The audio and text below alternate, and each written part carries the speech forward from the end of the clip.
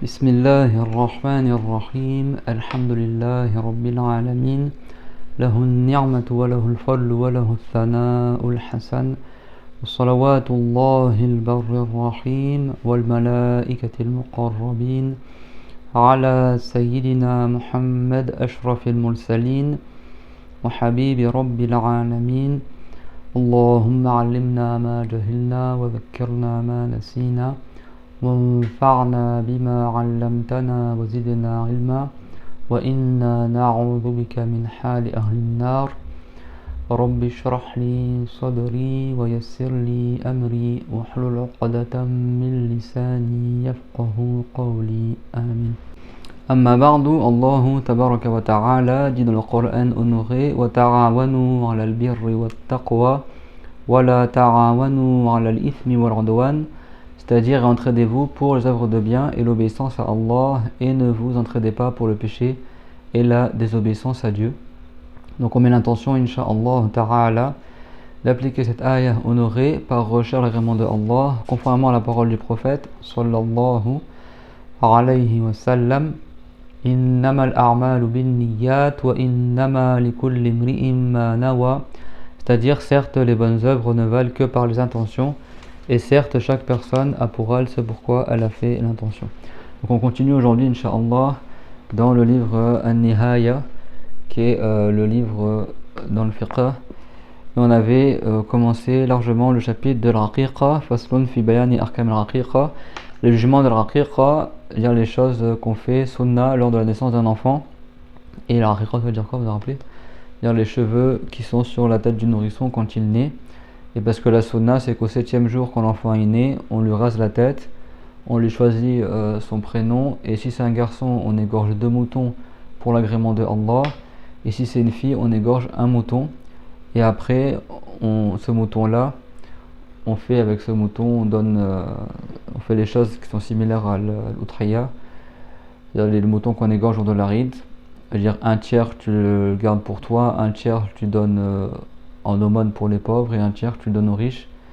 Et le mieux, c'est de donner la viande directement du mouton aux pauvres, et de ne pas inviter les gens à manger, mais de leur donner la viande elle-même. Et après, on avait dit que c'est recommandé de la cuire aussi. Après, il y a des détails qu'on verra plus tard, incha'Allah. Et on avait cité la cause linguistique pourquoi on l'appelle ça aqiqa. On a cité le hadith al-ghulamu murtahanun bi aqiqatihi tusbahu anhu yawma sabi'ihi wa yuhlaqu ra'suhu wa yusamma, que l'enfant il n'intercédera pas pour ses parents s'il meurt avant la puberté tant que on n'a pas fait la raqiqa pour lui et que la tête n'a pas été rasée et qu'on ne lui a pas choisi son prénom, comme on avait vu dans le hadith rapporté par At-Tirmidhi. Et ça, c'était l'interprétation la plus forte de ce hadith, comme on avait vu dans le cours dernier. Et on avait dit que le temps de la raqiqa il commence depuis le 7e jour de sa naissance jusqu'à sa puberté. C'est-à-dire s'ils n'ont pas fait la raqiqa au moment du 7e jour, et ben après ils ont jusqu'à la puberté de l'enfant. Et si l'enfant est devenu pubère et qu'ils n'ont pas fait la raqiqa, ben l'enfant il peut le faire pour lui-même. Et on s'est arrêté sur le hadith qui est rapporté par At-Tirmidhi et qu'il a dit que c'est un hadith hasan sahih concernant le fait de وَيُثْبَحُ عَنِ الْغُلَامِ شَاتًا, donc le matin d'Abu Shujar, مُتَكَافِئَتَانِ فِي السِّنِّ كَمَا قَالَهُ الْخَطَّابِي وَصَحَّحَهُ غَيْرُهُ. On égorge en faveur du garçon 2 moutons qui ont le même âge, tout comme il a dit Al-Khattabi et il a jugé Sahih ainsi qu'autre que lui, si la personne elle veut égorger les moutons en faveur de l'enfant. On avait dit qu'on pouvait égorger aussi une vache, ça compte pour 7 familles, ou un mouton, ou également une chèvre, ou également un chameau. Mais si c'est un chameau ou une vache, ça compte comme 7 aqiqa. C'est-à-dire que s'il y a 7 familles qui ont eu un nouveau-né, ils peuvent s'associer en égorgeant un seul chameau. Et ben chacun récupère un 7e du chameau et ça compte comme si elle avait égorgé un mouton. Et c'est pareil pour l'aride aussi, comme on a vu dans le cours dernier. cette famille ou cette personne peuvent s'associer dans une vache ou un chameau, ils l'égorgent, et après chacun récupère le septième, et ce septième là ça compte comme l'équivalent d'un mouton. Et si c'est une fille qui naît, on égorge un seul mouton, et on avait dit que également pour le garçon la sunna est réalisée par un seul mouton, et donc c'est à ce sujet là qu'il y a le hadith de Tirmizi qui est rapporté et qu'il a dit Hasanun Sahih an Aishata radiyallahu anha annaha qalat amarna Rasulullah sallallahu alayhi wa sallam an na'uqqa 'anil ghulami bi shatayn mutakafi'atayn wa 'anil jariyati bi shah. Ça veut dire le messager de Allah sallallahu alayhi wa sallam nous a ordonné d'égorger 2 moutons si c'est un garçon et un mouton si c'est une fille, et que c'est des moutons qui ont le même âge, comme ça rapporté bishatayn mutakafi'atayn. Les savants ils ont dit pour expliquer ce hadith, et c'est là où on s'est arrêté la fois dernière, li anna surura biha aqallu min al-ghulam, parce qu'en général les gens ils sont moins heureux d'avoir une fille que d'avoir un garçon. Donc le fait d'égorger 2 moutons quand c'est un garçon, ça montre qu'on est plus heureux qu'un mouton quand on est une fille. Et on a cité que l'hermaphrodite c'est le même jugement que la jeune fille également, tout comme l'a dit Al-Isnawi. وكالجارية الخنثى على المتجي كما قاله الإسناوي ويتأدى بها أصل السنة في الغلام أيضا. Et également la base de la sunna pour le garçon il a lieu en égorgeant également aussi un seul mouton, et même si pour le garçon ils égorgeaient qu'un mouton au lieu de 2, la sunna est réalisée. Mais en général les gens ils sont plus heureux quand ils ont un garçon, donc ils égorgent 2 moutons, même si tu as égorgé qu'un seul mouton, ça ne veut pas dire que tu as manqué la sunna, tu auras fait la sunna al-raqiqa, et du coup tu bénéficies également des bénéfices de cette sunna là. Et donc on s'est arrêté à la fois dernière. Donc également ils ont dit, pour expliquer cette cause-là, dans le hadith que pour le garçon on égorge 2 moutons et que ces 2 moutons qui ont le même âge, d'accord, c'est pas 2 moutons qui sont différents. قال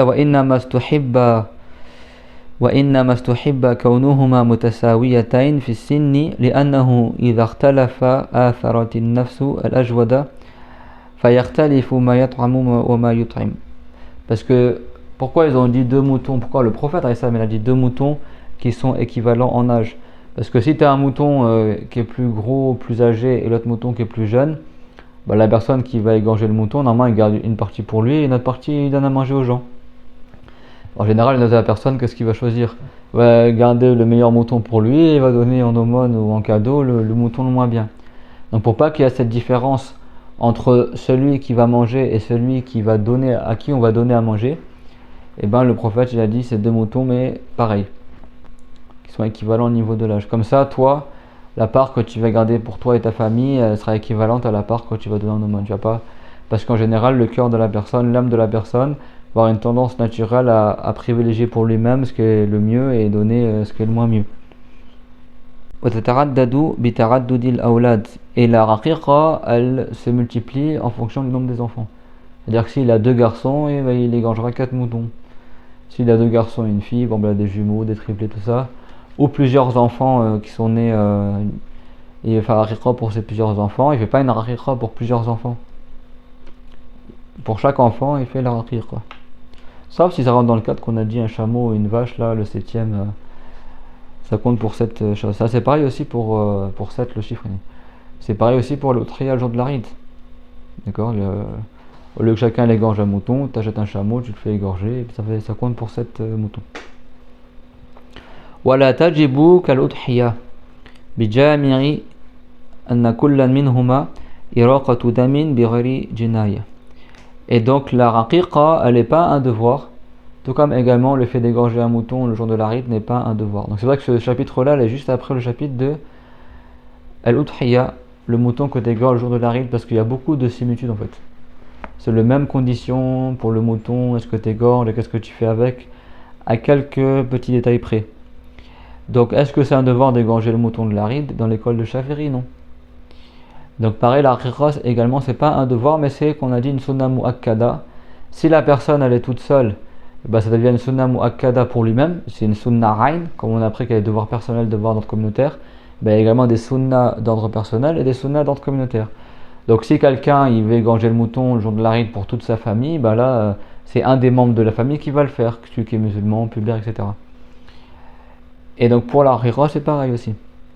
Si par exemple tu as plusieurs personnes, tu as les grands frères, le père, etc., ben, un il se charge de faire la aqiqa et ça lève la sunna pour l'ensemble de la famille. Et si il est tout seul et le père il est tout seul, il n'y a pas d'autres membres de la famille, ben, ça devient une sunna d'ordre personnel pour lui, parce qu'il est le seul apte à faire cette sunna là par exemple. Donc à ce niveau-là, comme beaucoup d'autres détails également, c'est similaire à l'udhiyya. Donc parmi les sujets et les points communs entre les deux, c'est que l'aqiqa n'est pas un devoir, tout comme également le fait d'égorger le mouton le jour de la ride, c'est pas un devoir non plus. Pourquoi? Parce que les deux, ils sont le fait de faire couler du sang et d'égorger un animal sans qu'il y ait eu un délit. Vous savez que par exemple si quelqu'un il a fait certains péchés dans le Hajj, il compense par un égorgement. S'il a manqué aux obligations du Hajj, comme par exemple chez les Malikites, la station Arafat, le pilier c'est la nuit, c'est pas la journée. Mais ça reste un devoir d'être là la journée. Donc le pilier, vous savez, dans le Hajj, si tu n'as pas fait le pilier, le Hajj n'est pas valable et tu ne peux pas compenser la perte du pilier par l'épanchement de sang, par l'égorgement d'un animal. En revanche, si tu as manqué à une obligation, par exemple tu t'es mis du parfum ou tu as coupé un ongle, comme ça, et ben tu corriges ce manquement-là, ce délit-là lors du Hajj, ce péché-là, ce manquement à l'obligation par l'épanchement de sang. Et donc chez les Malikites, si tu as été à Arafat, la station Arafat après le Maghreb, le pilier il est levé. Tu as fait le pilier de la station Arafat. Mais si tu n'étais pas la journée à Arafat après le Dhuhr, tu as manqué à une des obligations du Hajj.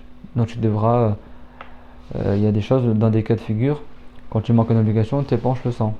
Chez les Malikites, c'est comme ça. Ils disent que le Wuquf à Arafat la journée c'est obligatoire, mais c'est pas un pilier, et le pilier c'est après le Maghreb.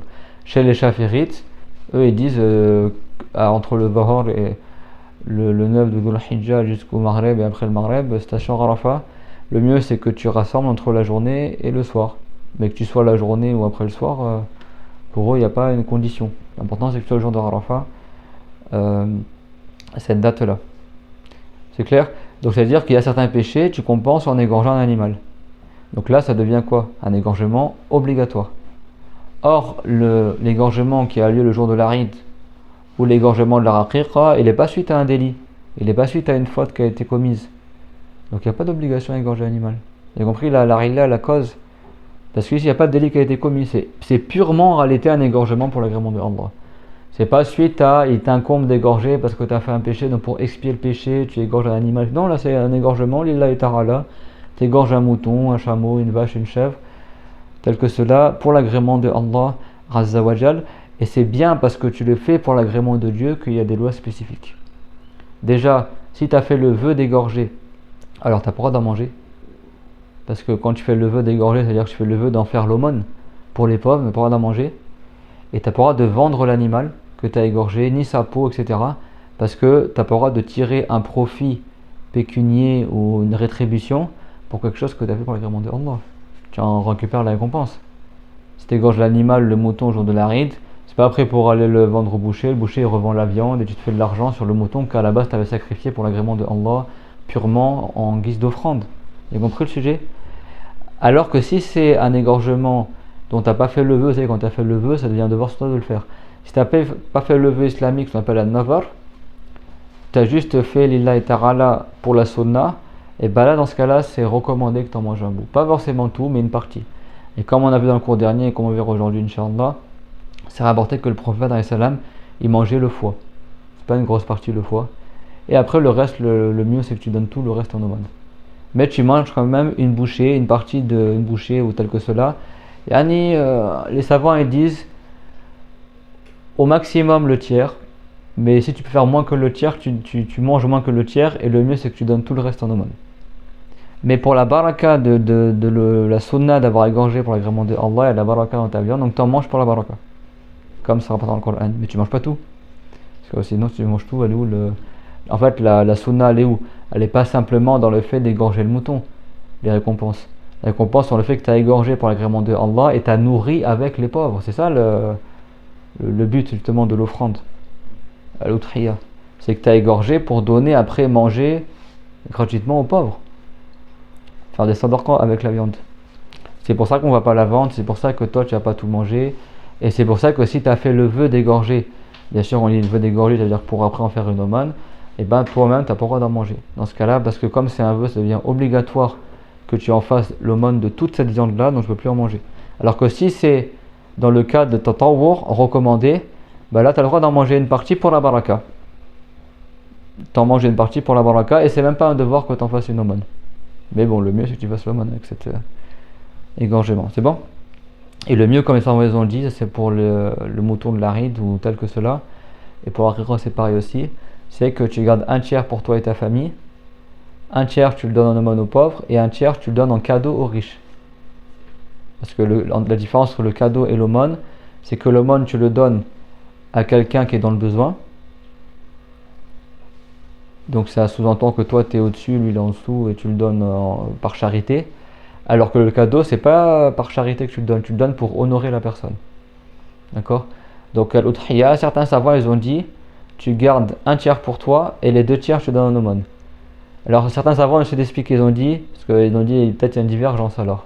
Certains ils ont dit je donne un tiers pour les riches en cadeau et un tiers en aumône pour les pauvres. Il y en a ils ont dit non tu donnes les deux tiers en aumône. Ben, certains ils ont dit ce qui est visé ici les deux tiers en aumône, c'est que le cadeau est considéré au sens large du terme comme étant une aumône, même si c'est pas véritablement une aumône, c'est pas véritablement une sadaqa mais c'est considéré comme un cadeau. Et comme tu fais un don, ils ont appelé ça sadaqa au sens large du terme par abus de langage. Ça c'est comme ça que certains ils ont interprété. Et d'autres ils ont dit non, ils ont dit ce qui est visé ici c'est l'aumône, parce que les savants ils ont visé que le mieux c'est que tu donnes pas aux riches, tu donnes tout aux pauvres, les deux tiers. En plus c'est bon. Ça c'est on étudie ça dans le chapitre de l'udhiya, le mouton que tu sacrifies le jour de l'Aïd. Mais c'est les mêmes lois qui sont en cours également pour le raqiqa. C'est que là il va te dire c'est la même chose que pour le raqiqa et pour l'udhiya. Donc il va pas tout répéter, donc là je vous dis des choses c'est pas marqué dans les récits mais qui sont marquées dans le chapitre précédent. Donc tout le monde a compris pourquoi c'est pas obligatoire. La raqiqa, pourquoi c'est pas obligatoire? Parce que c'est pas suite à un délit, c'est pas pour épancher ou pour expier un délit que tu as fait, non, c'est juste purement lillahi ta'ala. Donc c'est pas un devoir d'égorger, tout comme l'udhiya c'est pas un devoir, mais c'est une sunna comme on a dit importante, une sunna muakkada. Wa li khabari abi Dawuda man ahabba an yunsika an waladihi falyaf'al. Et également en raison du hadith d'Abu Daoud que le prophète sallallahu alayhi wa sallam a dit celui qui veut faire un nasika pour son enfant alors qu'il le fasse. Et on a vu dans le cours dernier que la raqiqa on l'appelle aussi al-dhabiha et on l'appelle aussi al-nasika, le mouton que tu égorges pour la naissance de l'enfant. Et on dit que c'est pas le baptême, parce que le baptême comme on a vu dans le cours dernier c'est quand tu christianises quelqu'un en ville. Et donc on l'appelle nasika. Et donc le prophète l'a dit celui qui veut faire un nasika yansaka li waladihi ou an waladihi falyaf'al. Celui qui veut faire man ahabba an yunsika li an waladihi man ahabba an yunsika an waladihi falyaf'al. Celui qui veut faire la nasika pour son enfant alors qu'il la fasse. Ça prouve que c'est pas un devoir. C'est-à-dire que si tu veux le faire tu le fais. Si tu veux pas le faire tu le fais pas. Wa hiya kal udhiyati fi istirbabiha وفي سائر الأحكام من جنسها وسنها وسلامتها والأفضل منها والأكل والتصدق والإهداء والادخار وقدر المأكول منها وامتناع بيعها وتعينها إذا عينت واعتبار النية وغير ذلك. Et donc là ça revient à ce qu'on a dit maintenant. Il a dit que la raqiqa elle est à l'identique comme à l'udhiya, comme le mouton que tu égorges le jour de l'Aïd. Concernant son caractère recommandé, donc comme on a vu, des fois c'est recommandé de manière personnelle, des fois d'ordre communautaire. Donc elle est comme à l'udhiya dans son caractère recommandé et dans tout le reste des jugements. C'est-à-dire concernant le genre de mouton que tu vas donner, concernant l'âge des moutons que tu vas donner, c'est 2 ans, 1 an, etc. Concernant le fait qu'ils n'aient pas de défaut, on va voir tout à l'heure, Inch'Allah, c'est pas marqué ici, mais on verra tout à l'heure dans le chapitre de l'udhiya. Il ne choisit pas un mouton qui est galeux, qui est myope, qui est aveugle, qui est tout maigre pour l'offrande, pour se récompenser. Je choisis un mouton qui est digne d'être mangé, que les gens ils vont pas, que les gens riches ils rechercheraient à manger. Donc je choisis un beau mouton ou une belle vache ou un beau chameau comme on a vu. Et qu'est-ce qui est le mieux pour l'égorgement et qui c'est qui en mange et le fait d'en faire une aumône, le fait d'en faire un cadeau, le fait d'en garder une partie pour soi, un tiers. Tout ça c'est les mêmes détails là, c'est exactement pareil pour la raqiqa. C'est exactement pareil pour la raqiqa. Et également la portion que tu en manges de ça. On a dit moins d'un tiers si tu peux, et que le prophète il mangeait juste le foie, etc. C'est pour ça que tout à l'heure on va lire dans le chapitre l'udhiya, même si c'est pas dans le cas de la raqiqa, mais comme ça on aura le détail là. Parce que là il dit quoi? Il dit c'est la même chose que le chapitre d'avant, mais sauf que là on n'a pas vu le chapitre d'avant. Donc c'est pour ça qu'après on lira vite fait, Inch'Allah, si on a le temps, ce qui était marqué dans le chapitre d'avant.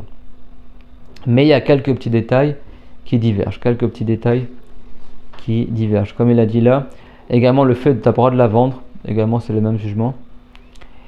Et également au niveau de l'intention et autres que cela, c'est pareil exactement que al-udhiya. Le mouton que t'égorges, le sacrifice de l'Aïd. Lakin la yajibu at-tasadduq bi juz'in minha ni'a.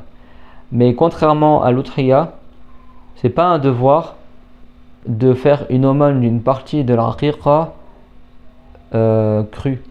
Parce que si tu as fait le vœu d'égorger le mouton pour l'Aïd, du coup ça devient un devoir sur toi de donner au moins une partie crue du mouton en aumône à des pauvres. Sinon tu n'as pas accompli le vœu. Parce que le vœu, qu'est-ce que tu as entendu dans le vœu?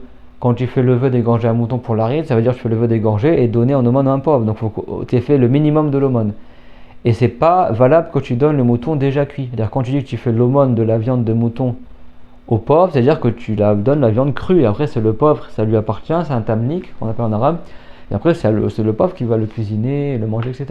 C'est-à-dire que ça, si tu la cuisines ça compte pas comme l'aumône du mouton, etc. Il faut que ça crue. Donc pour que le vœu soit réalisé, il faut que tu aies au moins donné une partie du mouton cru à un pauvre pour que ça soit considéré que tu as fait la sunna de donner l'aumône pour l'udhiya. Ça c'est que dans le cas où tu as fait le vœu, parce que l'udhiya, comme on a dit, elle n'est pas obligatoire. C'est bon? L'udhiya, elle n'est pas obligatoire, mais si tu as fait le vœu de la faire, c'est-à-dire que tu dis, pour Dieu, je m'incombe moi-même d'égorger le mouton pour l'Aïd, ça devient obligatoire s'il comprend du sens de cela an-nazar, il s'incombe à lui-même cela. Et bien dans ce cas-là, pour lever l'obligation du vœu, pour qu'il l'accomplisse, il faut qu'il ait au moins donné en aumône une partie du mouton. Et bien ce jugement-là pour la riqa, c'est pas pareil. Même s'il a fait le vœu de faire la raqiqa, même s'il a fait le nazar, le vœu de faire la raqiqa, et bien là c'est pas obligatoire qu'il donne une partie crue du mouton aux pauvres. Parce que la raqiqa, il peut la cuire tout ça et après il donne aux pauvres. D'ailleurs c'est recommandé qu'il la cuise avec des choses qui sont douces et il casse pas les os. On a dit il défait les os de leur point de jonction, de leur articulation, et il casse pas les os par espoir qu'il arrive rien à l'enfant, et il fait cuire la raqiqa avec des choses qui sont douces et pour que ça soit un bon présage du bon comportement de l'enfant, comme on a vu dans le cours dernier. Cependant, c'est pas un devoir de donner une partie de la raqiqa, de l'animal égorgé en faveur de la naissance de l'enfant, cru. Ça veut dire quoi? C'est-à-dire que la raqiqa, même s'il donne toute la viande de la raqiqa à des riches, donc s'il donne à des riches, c'est compte comme quoi?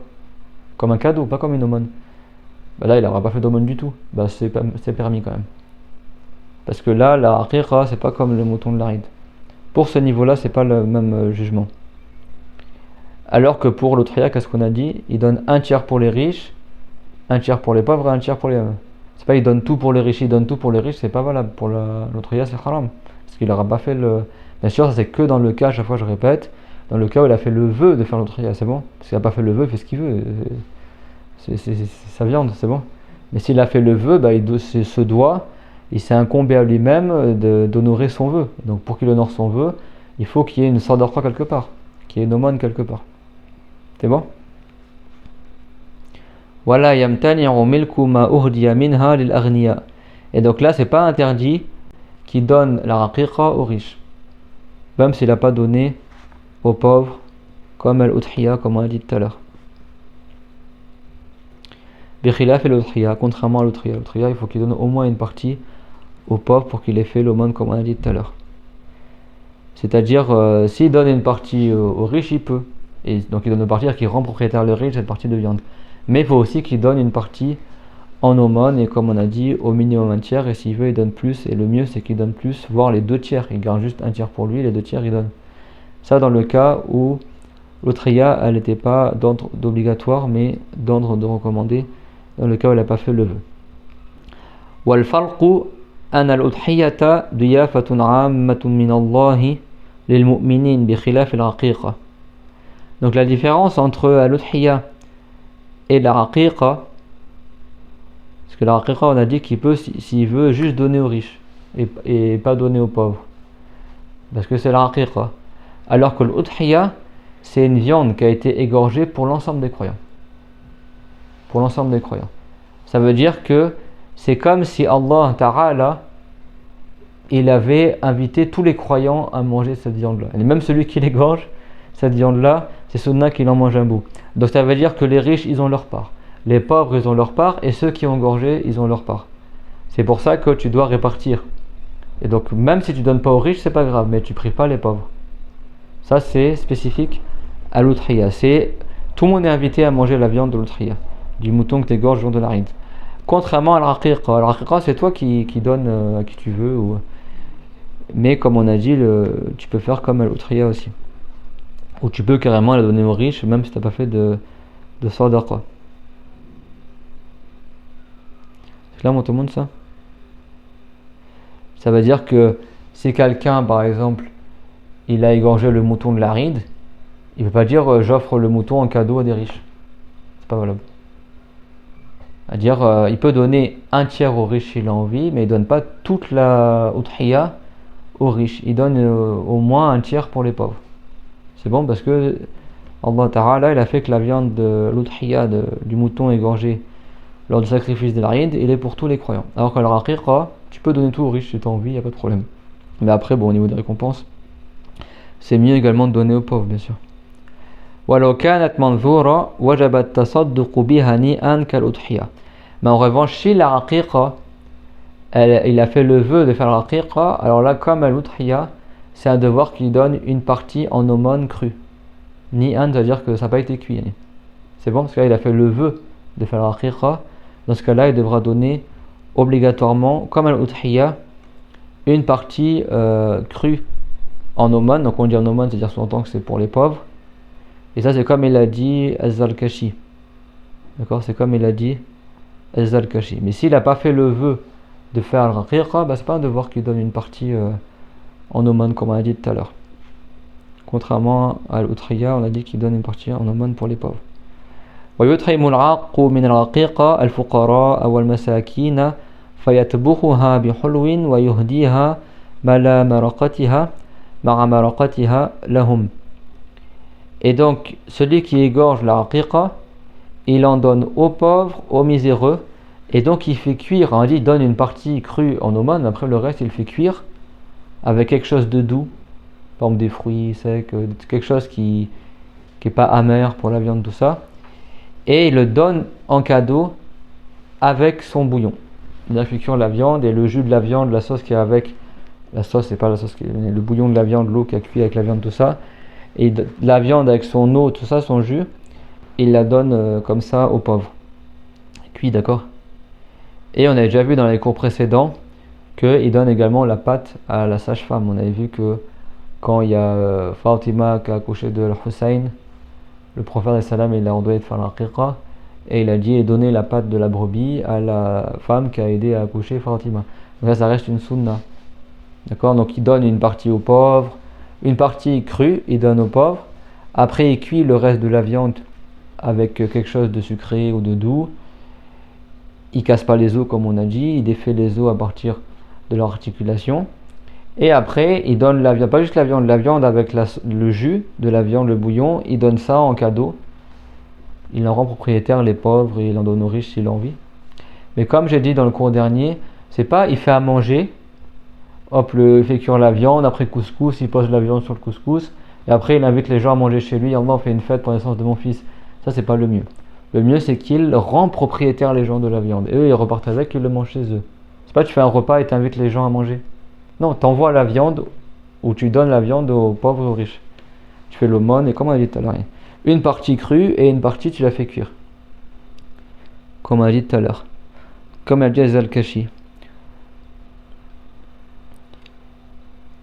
L'itaron al-barakatu ala al-mawlud. Alors pourquoi il donne cette viande-là aux pauvres, etc. Pour que la baraka, après, elle revient en faveur du nouveau-né, d'accord. Comme ça, Inch'Allah, cette nourriture-là, on n'a pas cassé les os du mouton. Ça, c'est un peu symbolique. Comme ça, on espère que l'enfant ne va pas lui arriver un problème, des os qui vont être cassés, etc. On le cuit avec quelque chose de sucré ou quelque chose de doux. Comme ça, c'est par espoir que Dieu fasse que cet enfant-là, par sa toute puissance, il soit, par la toute puissance de Allah, que ce soit un enfant qui soit doux, etc. Et donc tu fais un peu le repas symboliquement, il est un peu à l'image de l'enfant, comment tu voudrais qu'il soit né. Et du coup, après, tu donnes ce repas aux pauvres, et pour que la baraka, après, elle revienne en faveur du mawloud, et de la famille, en faveur de l'enfant qui est né, et de la famille qui a fait la aqiqa, en faveur de l'enfant. وَحَمْلُهَا إِلَيْهِمْ أَفْضَلُ مِنْ نِدَائِهِمْ إِلَيْهَا. Comme je vous ai dit, le fait de transporter la viande et la chose qui a été cuite aux pauvres, c'est mieux que si tu appelles les pauvres à manger chez toi. Le mieux, c'est que tu la transportes jusqu'à eux. Ça, c'est le mieux. Et le mieux, comme on a dit, c'est pas qu'il fasse une invitation, un festin, un banquet, venez manger. Après, c'est pas haram, hein. Mais c'est pas le mieux. Le mieux, c'est que toi, tu ramènes la viande au pauvre, tu vas chez lui, tiens, ça c'est pour toi, c'est la partie de la riqa. Et après, le pauvre, il en fait ce qu'il veut. C'est à lui. Voilà. Donc ça, c'est la fin du chapitre de la riqa. Donc certaines choses qui sont sunna également, quand l'enfant est né, c'est recommandé de faire l'appel à la prière dans l'oreille droite et l'iqama dans l'oreille gauche. Ça, c'est une cause pour que le shaitan ne nuit pas au bébé. Alors, il y a des djinns femelles, shayatin, qui des fois unissent à la femme quand elle est enceinte. On l'appelle Umm Sibian. Cette djinn là, c'est une shaitan, hein, une femme démon. C'est une diablesse qui des fois elle tue le bébé dans le ventre, ou elle fait en sorte que la femme elle a une fausse couche, tout ça. Ou alors elle nuit au bébé lors de sa naissance.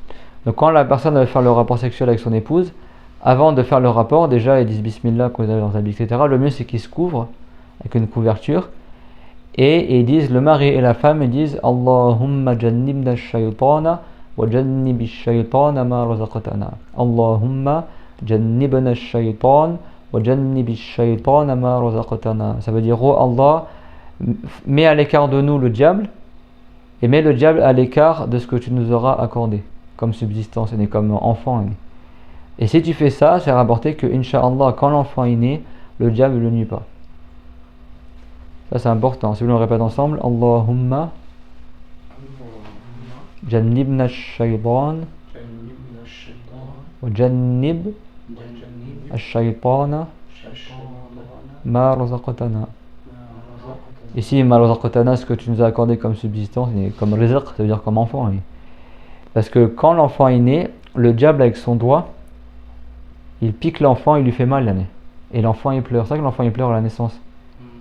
Et moi je connais des gens, ils ont resté cette Dora avant de faire le rapport, et leur fille elle est née, et quand elle est née, elle n'a pas pleuré. Et les gens de l'hôpital ils n'ont pas compris.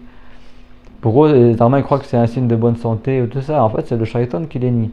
Sauf pour qui? Pour les prophètes. Quand les prophètes sont nés, le shaitan n'a pas nuit. Et également entre dame Maryam, le shaitan n'a pas réussi à lui nuire. Maryam elle n'a pas pleuré quand elle est née.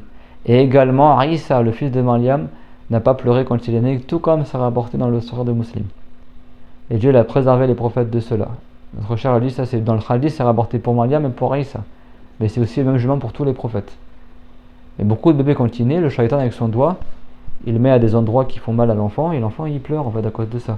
Et donc le fait de réciter cette invocation avant de faire le rapport sexuel, et ben Dieu, Inch'Allah, il préserve ton nouveau-né ou ton enfant qui va naître du mal du shaitan. Allahumma jannibi shaytana ma razaqtana. Donc je dis Bismillah. Et en plus, tu fais ça avec ta femme elle te respecte, Masha'Allah, mon mari, ou la femme elle rappelle son mari. Donc ils se couvrent et tout ça, ils disent Bismillah quand on avait les habits. Le mieux c'est qu'ils se couvrent avec une couverture ou tel que cela. Et après ils disent Bismillah, Allahumma jannibna shaytan wa jannibi shaytana ma razaqtana. Et après quand l'enfant est né, et ben pour le préserver encore plus, tu lui fais l'appel à la prière dans l'oreille droite et l'iqama dans l'oreille gauche. Et ça fait fuir le shaytan. Même si tu fais ça chez toi une fois par jour, le diable il fuit de ta maison. Il y a des grands bienfaits d'un appel à la prière, même si le temps de la prière n'est pas rentré. En tant que tarsin, que protection. Et après, il y a la sunna qu'on appelle le tahnik.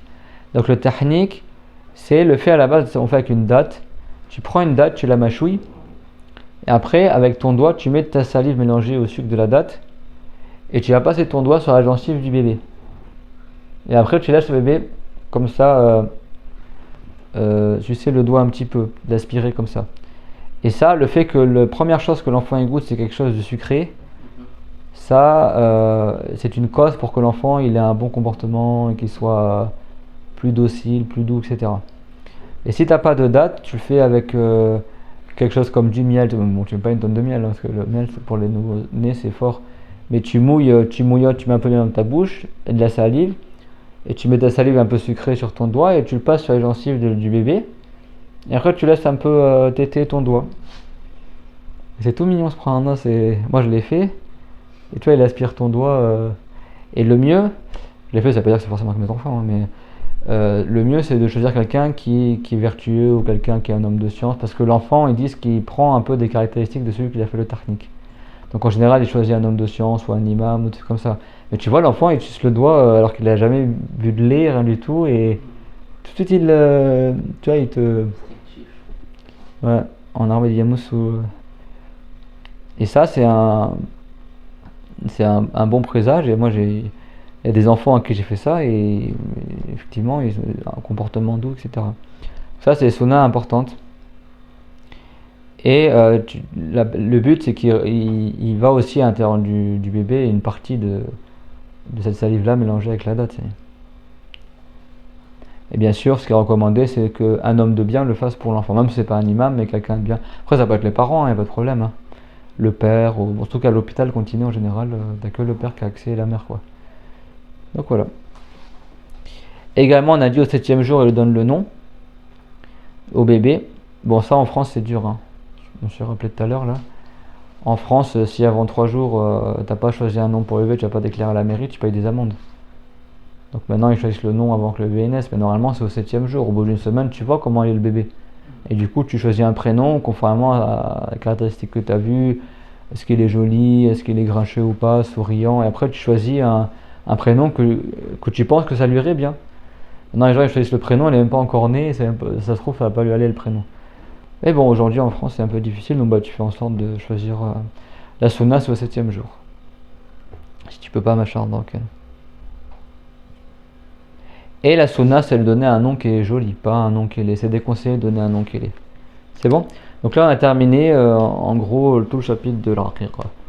Donc pour terminer, Inch'Allah, on va juste voir les conditions qu'on a dit que pour l'aqiqa, les conditions du mouton sont les mêmes que pour l'udhiyya, sauf que là, il les a pas répétées. Donc si on se réfère au chapitre précédent, de l'udhiyya, là, il nous donne les conditions, effectivement, qu'il avait déjà mentionnées et qui n'ont pas été répétées dans le chapitre de al-aqiqa. Donc Abu Shujar, il a dit wa arba'un la tujzi'u fi ad-dahaya. Et il y a 4 types d'animal, de moutons ou autres, qui ne sont pas valables pour être égorgés en tant que sacrifice de l'Arid. En tant que sacrifice de l'Arid, il y a 4 moutons qui ne sont pas valables d'être égorgés. Wa arba'un wa fi nusratin wa arba'atun la tujzi'u fi ad-dahaya al-ghawra al-bayyinu 'awaruha wa in baqiyat al-hadaqa. Donc le premier type de mouton qui n'est pas accepté, c'est le mouton qui est myope, pas myope, mais en fait c'est quand il voit de travers là. Il louche, il a un défaut visuel dans ses yeux, il voit de travers. Si vraiment, alors c'est pas juste il voit de travers, c'est vraiment évident qu'il voit de travers. Par exemple, il n'arrive pas à se guider pour manger de l'herbe bien, il voit pas le pâturage bon, tu vois, tous les moutons sont là, lui il est à côté, il paye là où il n'y a pas d'herbe, parce qu'il voit mal, tu vois. Quand il marche pas droit, c'est évident. Donc lui là c'est pas valable, parce que c'est un défaut qui... En fait quand c'est un défaut qui est trop conséquent et qui réduise la qualité du mouton, et ben, parce que pourquoi? Tu veux dire, ouais, mais attends, mais c'est dans ses yeux, ça va rien changer à la viande. Oui, mais comme il voit mal, et ben, il va manger moins que les autres, parce que les autres, ils vont aller là où l'herbe est la plus grasse, et lui, comme il voit de travers, en fait, il va manger n'importe où, il va pas être bien nourri, parce qu'il va pas tout seul être autonome pour rechercher les bons coins où il y a de l'herbe. Donc en général, le mouton qui voit mal, qui vraiment il voit mal, c'est apparent, tu vas voir, il va pas être bien nourri, parce qu'il n'est pas capable de gérer. C'est pour ça, les yeux, ça n'a rien à voir, mais c'est ça la cause en fait. Et c'est dans le hadith, comme on le verra, Inch'Allah. Et même si les yeux sont toujours là, même s'il a des yeux, il est complet, il a des yeux. Ouais, mais comme il voit mal, du coup, sa viande elle va être moins bonne que d'autres moutons. Également le mouton boiteux, mais c'est évident qu'il boite. Donc ça veut dire quoi que c'est évident qu'il boite? بحيث تسبقها الماشية إلى الكلاء الطيب وتتخلف عن القطيع وإن حدث بها النقص تحت السكين. Si le mouton il boite, tous les moutons ils vont courser pour aller manger l'herbe, et lui il arrive en retard et il va pas manger la meilleure herbe. Et normalement le mouton que tu égorges pour l'Arid, c'est un bon mouton. On avait vu dans certains cours quand Ibrahim alayhi salam, c'est lui le premier qui a égorgé le mouton, et c'était le matin, c'est pour ça qu'on l'appelle Udhiyya en référence à Doha qui est le matin. Lui il avait égorgé un mouton qui avait été ramené du paradis, et à la base c'était le mouton de Habil qui était un musulman vertueux, le fils de Adam alayhi salam, qui avait choisi le plus beau bélier de son troupeau. plus gras, etc. Et c'est ça qu'il avait donné en offrande pour l'agrément de Allah, et son offrande a été acceptée. Et le mouton, il a été transporté jusqu'au paradis, et il a paix au paradis jusqu'à que Allah Ta'ala il ordonne à Ibrahim alayhi salam d'égorger le mouton, et Dieu il a dit par un animal éminent, un gros mouton. Donc c'est ça la sunna de la rite, c'est de choisir, si tu peux choisir ton meilleur mouton de ton troupeau, fais-le, tu auras encore plus de récompense. C'est pas le petit mouton boiteux ou à moitié borgne, il n'arrive pas parce qu'il est à l'écart du troupeau, il mange pas, tu vas prendre celui-là. Ça c'est même pas accepté. C'est même pas accepté, la sunna elle est pas réalisée. Alors comment tu sais que c'est évident qu'il boite le mouton? De sorte qu'il est en retard par rapport aux autres membres du troupeau, et de sorte que les autres membres du troupeau, parmi les moutons, ils le précèdent pour aller manger la bonne herbe, et lui il est toujours à l'écart du troupeau en fait parce qu'il est trop lent, etc. Donc il arrive toujours en dernier. Du coup il aura il n'aura pas une très bonne viande par rapport aux autres moutons. Et les savants ils disent wa in hadatha biha naqsu tahta sikin.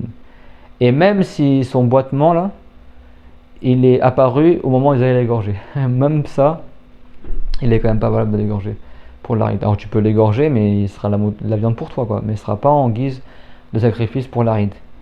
Alors même s'il est devenu boiteux au dernier moment, quoi. De sorte qu'il remplit les conditions qu'on a dit, non. D'accord. Là, il faut vraiment que le mouton, pas il soit forcément parfait, mais il n'a pas des défauts très apparents qui réduiraient sa qualité, de sorte que les gens riches ne voudraient pas en manger. Vraiment, si tu choisis le mouton de qualité. Fais attention à ça quand tu achètes ton mouton pour la ride ou la rira pour les enfants. Prends pas le mouton en promotion que personne ne veut manger, personne ne veut acheter, parce que ce sera pas valable. Parce que tout ça c'est valable, c'est les conditions à prendre en considération pour la rira. On n'est pas en train de parler d'adultéria pour faire hors sujet. Non, c'est parce que ça, c'est les mêmes conditions qui se répètent pour la rira, mais il n'a pas répété la rira. Donc là, on a ouvert le chapitre d'adultéria pour répéter ces conditions ensemble. والمريضة البين مرضها بحيث يوجب الهزال. Également, donc là la première condition c'est quoi? Qu'elle louche de manière importante, conséquente. Deuxième condition, il ne faut pas qu'elle soit boiteuse de manière conséquente, la bête qui a égorgé. Et également on a dit celle qui est malade, mais très malade de sorte que ça induit la maigreur du mouton. À cause de sa maladie, il devient très maigre. Là, ça influe sur la viande. Donc là, du coup, c'est pas valable de l'égorger en tant qu'udhiya ou en tant que raqiqa. Wal rajfa allati dhahaba mukhuha wa huwa duhnu al-'idham wa fi al-misbah annahu duhnu ad-dimagh min al-huzal. Et également le mouton qui est atteint d'une insuffisance de moelle. De sorte que tellement il est maigre et tout ça, il n'y a même plus de moelle. Ça, j'en dis son cerveau ou la moelle dans la tête, il est réduit, ou la moelle dans les os. C'est-à-dire que ça a influencé la perte de la moelle dans les os. C'est-à-dire qu'elle n'est pas de très bonne qualité. Ça également, c'est pas valable. À cause de sa maigreur, tout ça, elle est tellement maigre qu'en fait, elle a même plus de moelle dans ses os, quoi. Ça également, c'est pas valable de l'égorger pour la ride ni pour la raqiqa. Alors à quel degré c'est pas valable? Bihaythu la yarghabu fi lahmiha الطبقة العليا من طبقة بحيث لا يرغب في لحمها الطبقة العليا من طلبة اللحم في الرخاء. Alors comment tu sais que qu'elle a dépassé la limite de sorte que ce mouton là il sera pas recherché par les gens de niveau social élevé comme viande. C'est-à-dire que les gens aisés qui mangent de la viande, ils vont pas rechercher ce mouton-là pour le manger. Ce type de mouton, ils vont chercher un mouton de meilleure qualité. Là, ça veut dire que tu es en dessous du seuil de ce qui est valable, quoi. Ce mouton-là, il n'est pas valable. Pour être égorgé, même pour la raqiqa, il n'est pas valable. Les naqsi dhalika al-lahm wa shahma wa ghayrihima mimma yukal. Parce qu'en fait, le fait qu'il soit tellement maigre, il y aura moins de viande, il y aura moins de gras. Du coup, les gens, s'il n'y a pas trop de gras, pas de viande, ils vont pas chercher à le manger. Et donc, parmi les choses qu'on va consommer dans le mouton, comme il a dit, Annie, les gens qui sont aisés, ils vont pas rechercher ce type de mouton-là. Les naqsi dhalika al-lahma wa shahma wa ghayrahuma mimma yukal, en raison que sa maigreur à ce mouton-là, il va amoindrir la graisse et la viande du mouton. Et du coup, les gens aisés n'en rechercheraient pas pour en manger. ولخبر الترمذي وصححه أربع لا تجزئ في الأضاحي العوراء البين عورها والمريضة البين مرضها والعرجاء البين عرجها والعجفاء التي لا تنقي. Donc At-Tirmidhi il a rapporté le hadith qui justifie tout ce qu'on a évoqué jusqu'à maintenant, qui est rapporté par At-Tirmidhi qui l'a jugé sahih, qu'il y a 4, le prophète il a dit, qui ne sont pas valables pour l'udhiyah. Celle qui louche de sorte que c'est très important, son défaut de vision est très important. Celle qui est malade et dont sa maladie est très apparente. Celle qui est boiteuse de manière conséquente, et celle qui est trop maigre de sorte qu'elle ne produit pas de graisse, etc. et de moelle. Comme on a dit tout à l'heure, tout ça c'est dans le hadith. Et si la tunqi ma'khudhun min an-naqi bi kasri an-nun wa iskan al-qaf wa huwa al-mukh, c'est-à-dire celle qui ne donne pas de moelle. Tu sais, quand tu manges un mouton, tu casses l'os et il y a de la moelle dedans. Et puis la moelle comme ça quoi. Il y a tellement les mecs qu'il n'y a plus de moelle dedans. Donc ça, celle qui n'a pas de mukh et de moelle, ça on l'égorge pas pour l'aride, c'est pas valable comme égorgement sacrificiel. وخرج بالبين مما ذكر وبذهاب المخ غيرهما فلا يضر لعدم تأثيره. Et donc pourquoi il a dit celle qui est malade de manière très prononcée, celle qui louche de manière très prononcée, celle qui boite de manière très prononcée. C'est-à-dire que s'il louche un peu, s'il boite un peu, mais de sorte que ça n'a pas de conséquences sur la viande, il continue à manger normalement, etc. Là tu peux l'égorger pour l'aride, ça n'a pas de conséquences. C'est clair? Également, le mouton qui a été castré, il est valable de l'égorger pour l'aride. Ça, c'est pas un défaut qui amoindrit la viande. D'ailleurs, même le fait de castrer, des fois, ça attendrit la viande. Mais je rentre pas dans le jugement, mais à la base, ça, c'est pas un défaut qui annule la validité pour le sacrifice de l'aride ou le sacrifice que l'on fait lors de la aqiqa. Également, le mouton dont sa corne est cassée, ça n'a pas de conséquences sur la viande. Donc, du coup, là, ça n'a pas de conséquences pour la validité de cette sunna-là. En revanche, celle donc, qui a l'oreille coupée, ça c'est pas valable. Ou celle qui a la queue coupée, c'est pas valable. Ou qui a les mamelles coupées, ou la fesse coupée. Tout cela, ça cause un amoindrissement de la viande, donc du coup, ça c'est pas valable. Ça c'est en plus du hadith qu'on a cité. C'est dans le même sens parce que ça amoindrit la qualité du mouton.